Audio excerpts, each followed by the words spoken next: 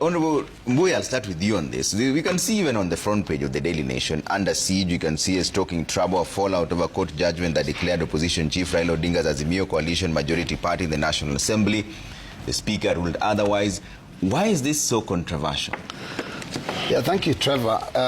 First and foremost, I have to say, be careful when you're using the titles here, because I mean, it's still in contention. In our opinion, yeah, we are the majority because that ruling was given by a court of competent jurisdiction of this republic, and them being majority was actually a decision made by the speaker. So I think basically you have to be careful, because we still feel that that is a title that was stolen from us. But you know, Salale. Anyway guys, kuna video nilifanya hapo previous nikisema kwamba napenda huyu jamaa anaitwa Majis Chege. I remember sometimes back, Majis na somebody anaitwa Honorable Nduruzi. There is a time they did a video wakasema kwamba baba anajua kile anafanya. Na yenyewe nimekubali baba anajua. Why nimesema hivyo? Do you remember kulikuwa na kesi yenye ilikuwa ina challenge the majority National Assembly case ya Weta? Do you remember there are some people walikuwa wanasema kwamba Weta asipoangalia vizuri atang'olewa mamlakani? Do you remember guys? Wale wanafuatilia kwa ukaribu sana our videos, I think you saw the video we did tukielezea kwamba Weta asipochunga vizuri hiyo kitu itamuondoka. Hata akinosoro. Hizi ni vitu ambazo tulikuwa tumeziona kwa umbali, and today the court imesema haiwezi kachange msimamo wake. So I just want to read something here ndio tuweze kuangalia Wakenya wako na yapi ya kusema. Court of Appeal rejects bid to halt High Court ruling on National Assembly majority case. Cite no evidence to prove parliamentary business could stop if orders not granted. Now, wacha tusome comment. Why it not Raila being incorporated into the government, this ruling could lead to the most violent political dynamics ever. May God have mercy on Kenyans. There will be no escape route for Moses Masika Wetangula. But already Ruto is powerless. Wetangula and madiviti tia chako maji, iyo kiti tunakuja, amwezi kaa na viti mbili kubwa Western. So Junet is the majority leader in and out. Baba must go, Ruto must go. Hii ni Kenya, acha pesa sifanya manenos. Hakuna kesi mbele ya pesa, hapa ni Kenya. Raila, greediness and impatience blinded him from squeezing Kaongo balls for maximum milking, which could also make Kenyans to love him more. Heading to Supreme Court. Walter, more popcorn, please. So can Kenyans now conclude that Azimio won 2022 elections? Anyway, Rao have already reached Canaan with few ODMs already eating money and drinking milk. Whether the rest of ODMs will as well reach Canaan, only time can tell. Anyway, since mountaineers ilituramba kitambo, we are just watching the game. I thought this government is prodder. What the fear if Azimio is the majority? But now the ODM cows, who are the majority in the Azimio coalition, are in the bread-based government. It makes no sense as they are okay with their minority mentality.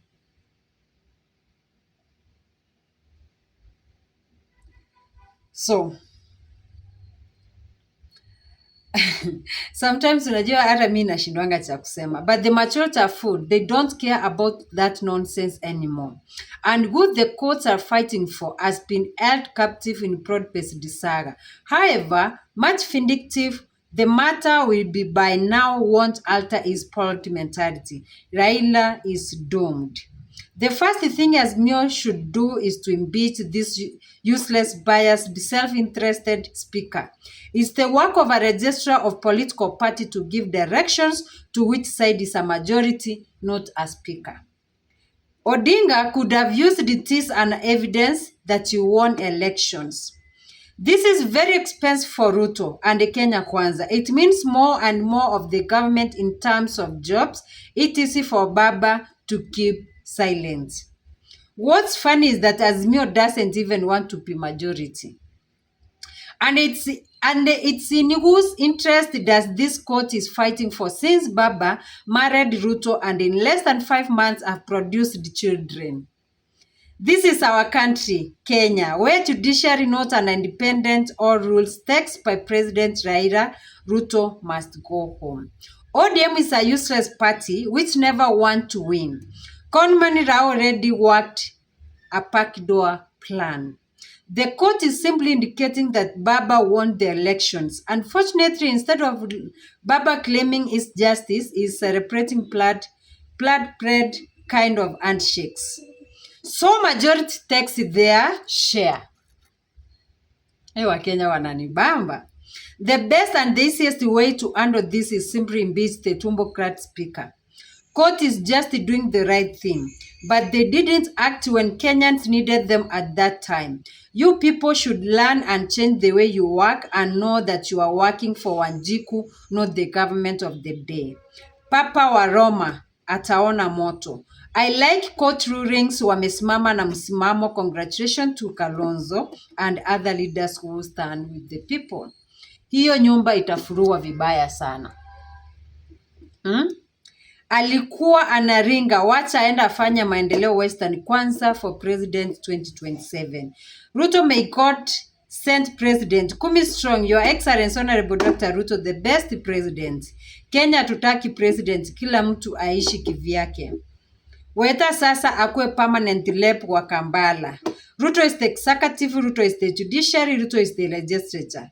The man weta chuma chako kimotoni. Hata mzee akisaidiwa aje aoni. It was nice knowing you, Papa wa Roma. Goodbye.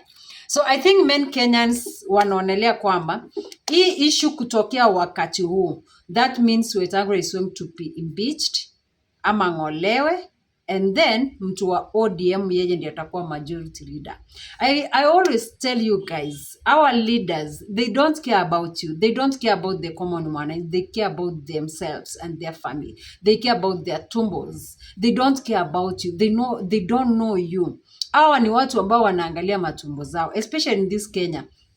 Kama uko na kesi na hauna pesa, wewe sahau. Do you know mtu anaweza akakukosea just because you don't have money, wewe sasa ikue wewe ndio uko kwa makosa. Yule mtu ambaye ako na pesa, yeye aonekani kana kwamba ako na makosa yeyote. Wewe ndio utabaki ukiwa na makosa, utabaki ukistruggle hapo because wewe ni mnyonge. Wanyonge hawana haki in this country. Angalia kesi zote zenye zimefanyika, wanyonge hawana haki. Wewe mnyonge, iba kitu hata kidogo utahukumiwa. Hawa politicians, we have seen so many politicians wenye wameiba pesa ya wananchi, millions and billions of money, but as we speak hakuna kitu wamefanyiwa. The only person anaweza angaishwa hii Kenya ni wakati wewe ni leader, umeiba and you are criticizing this government. Hapo na utapelekwa mbio yenye ujeiona. But if you are a thief and you are supporting this government, nothing will happen. This is something yenye kila mtu amejionea. Hii Kenya wewe uko kivyako, kila mtu ako kivyake, sasa ni wewe uone namna unajitetea. But ni usema siku zote, hata kama utanyanyasa hao wanyonge, ipo siku pia Mungu atafungua njia, ipo siku pia Mungu atafungulia kila mtu njia. As for today, Weta pia chake imefika because these people, they have been supporting the government. What I know, hapa itakuwa messy. Wewe kama mtazamaji wa Cyprian TV, what's your take after listening to this conversation ya Wakenya, vile wamereact, vile wanalia, vile wanasema haya mambo yote? What's your comment, ama what's your suggestion, ama what's your view? And to Team Cyprian, I can say I'm super excited. The support manze mmenionyesha, mnanipenda, hata mimi nawapenda.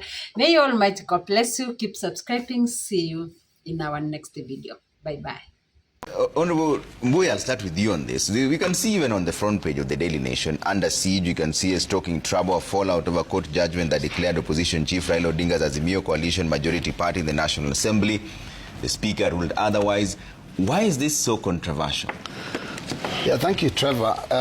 First and foremost, I have to say, be careful when you're using the titles here, because I mean, it's still in contention. In our opinion, we are the majority because that ruling was given by a court of competent jurisdiction of this republic. And them being majority was actually a decision made by the speaker. So I think basically you have to be careful because we still feel that that is a title that was stolen from us. But you know, Trevor, the most annoying thing is that after the last election, Azimio had more members of parliament at the ballot than Kenya Kwanza. And when we came to the House, some of the members were coerced and then moved to the other side. But you see, what happens in a democracy is that the decision of the people at the point of the election must account for something.